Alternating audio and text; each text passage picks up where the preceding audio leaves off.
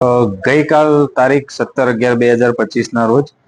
ફરિયાદી શેખ શાહીન હુસેન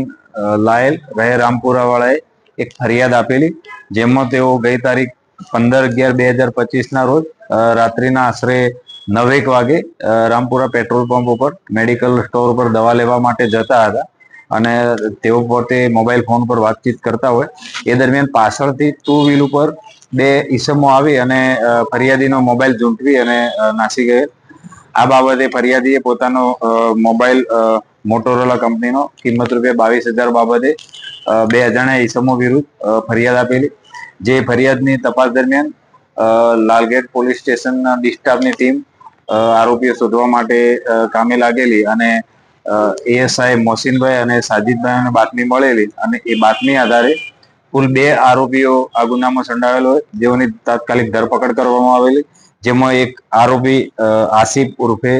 અશફાક અશરફ શાહ તેમજ 2 શોએબ ઉર્ફે સફુ જાવીદ રાજ રહે બંને કોસાડ આવાસ, બંનેને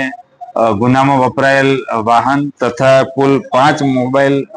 સાથે આરોપીઓને પકડી પાડેલ હોય, જેમાં ફરિયાદીનો પણ જે મોબાઈલ ગયેલો એ પણ રિકવર કરવામાં આવેલ છે. આરોપીઓ 15 તારીખના